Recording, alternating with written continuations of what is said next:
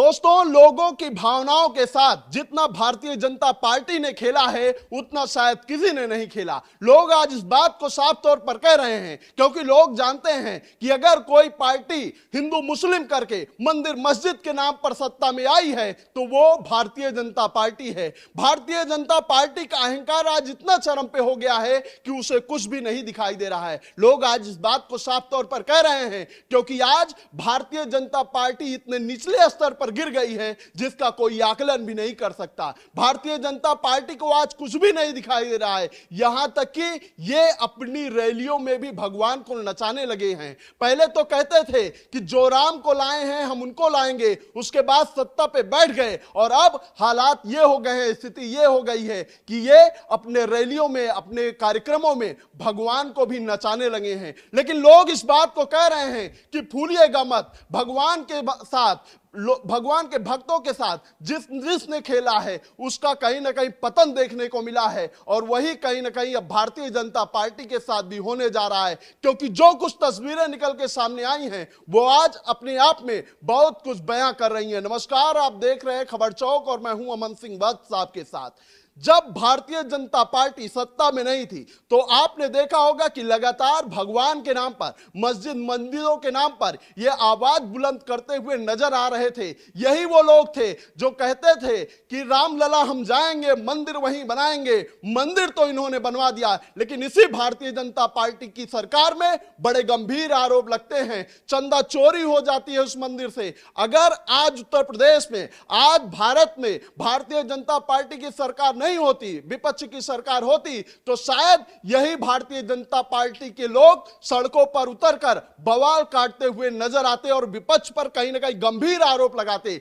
लेकिन आज सरकार इनकी है, जिन लोगों ने चोरी की है वो इनके पार्टी से जुड़े हुए कहीं ना कहीं लोग हैं, इसीलिए आज भारतीय जनता पार्टी के एक एक नेता का मुंह कहीं ना कहीं बंद हो गया है। लेकिन अब वो तस्वीरें देखिए जिससे कहीं ना कहीं एक हनुमान भक्त होने के नाते, एक राम भक्त होने के नाते मेरी भी भावनाएं आहत हुई हैं और उन तमाम लोगों की भावनाएं आहत हुई हैं जिन्होंने इस तस्वीर को देखा है। मेरे सामने देखिए, ये भारतीय जनता पार्टी यानी कि जो इस विश्व की सबसे बड़ी पार्टी खुद को घोषित करती है, ये उस पार्टी के राष्ट्रीय अध्यक्ष की रैली है और इसके ठीक सामने हनुमान जी नाच रहे हैं। उन्होंने हाथ में भारतीय जनता पार्टी का झंडा लिया है। ये भगवान कोई अंतरात्मा से चल के नहीं आए हैं कि इन्होंने भारतीय जनता पार्टी से ये खुश हो गए हैं कि वाह वाह, आपने भगवान राम के नाम पर ऐसा काम कर दिया कि जिसको आज तक किसी ने नहीं कर पाए। लेकिन आज भारतीय जनता पार्टी के लोग अपने मनगढ़ंत तरीके से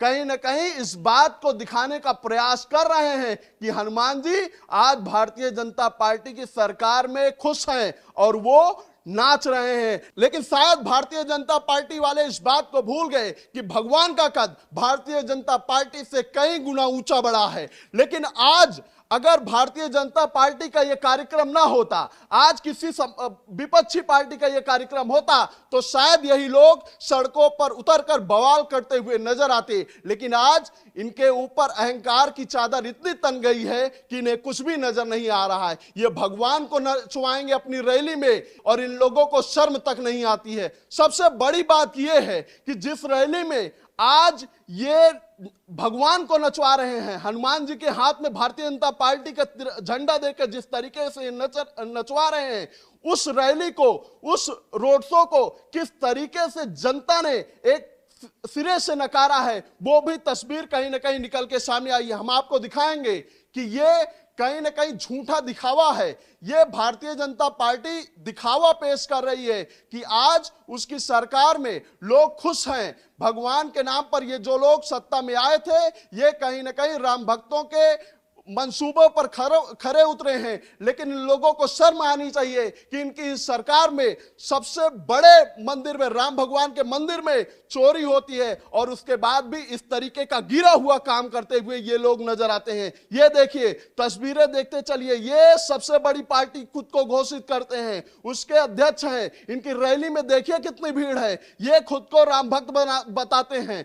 ये अगर राम भक्त वाकई में इनको लोग मानते होते तो आज इन इनकी रैलियों में भीड़ नजर आती, इनके ऊपर लोगों का विश्वास नजर आता। लेकिन जिस तरीके से अयोध्या का कृत्य निकल के सामने आया है और उसके बाद जिस तरीके से लीपापोती करने का काम ये लोग कर रहे हैं, वो कहीं ना कहीं से राम भक्तों की भावनाओं को आहत किया है। और सबसे ज्यादा तो तब आहत कर दिया जब ऐसे लोग अपनी ही रैलियों में भगवान को, स्वयं हनुमान जी को नचाते हुए नजर आए हैं। कहीं ना कहीं इसका खामियाजा आने वाले दिनों में भारतीय जनता पार्टी को भुगतना पड़ेगा, ये आज लोग कह रहे हैं। सौरभ यादव हैं, लिखते हैं नितिन नवीन के स्वागत में हनुमान जी को बीजेपी का झंडा पकड़ाकर गाड़ी के आगे नचाया जा रहा है और किसी की भावनाएं आहत नहीं हो रही हैं। आहत इसलिए नहीं हो रही है क्योंकि भारतीय जनता पार्टी की रैली है। अगर समाजवादी पार्टी की रैली होती, कांग्रेस की रैली होती, तो आज इन्हीं राम भक्तों की भावनाएं आहत होती और सड़क पर तमाशा करते हुए यही लोग नजर आते। लेकिन आज कुछ नहीं बोलेंगे, इनके मुंह सिल गए हैं क्योंकि यह पूरा कार्यक्रम भारतीय जनता पार्टी का है। दूसरी तस्वीर के बारे में लोगों ने क्या कहा है यह भी सुन लीजिए। बीजेपी के राष्ट्रीय अध्यक्ष नितिन नवीन के स्वागत के दौरान हनुमान जी का स्वरूप धारण किए गए कलाकार के हाथों में बीजेपी का झंडा पकड़ाकर जुलूस में नचाया गया। अब किसी की धार्मिक भावनाएं आहत नहीं हो रही हैं क्या? सभी हिंदू संगठन इस मुद्दे पर चुप क्यों हैं? अगर किसी दूसरी पार्टी के नेता की रैली में हनुमान जी की वेश में किसी कलाकार को पार्टी का झंडा पकड़वाकर ऐसे कराया गया होता तो अब तक बीजेपी के समर्थक सड़कों पर उतरकर विरोध प्रदर्शन करते हुए नजर आते। और ये बात कहीं ना कहीं सच है, इसीलिए लोग आज कह रहे हैं क्योंकि आज यही कृत्य किसी दूसरी पार्टी में हुआ होता तो यही लोग सड़कों पर उतरकर हंगामा करते हुए नजर आते। लेकिन आज बात इनकी है तो इसीलिए खामोशी की चादर ओढ़कर ये सारे लोग सो चुके हैं। दूसरी तस्वीर जो हमने आपको दिखाई उसमें साफ तौर पर लोगों का यही कहना है कि यही भारतीय जनता पार्टी नितिन नवीन की भारतीय जनता पार्टी के राष्ट्रीय अध्यक्ष नितिन नवीन की विशाल रैली है। और कितनी ये विशाल रैली है ये आपने देखा।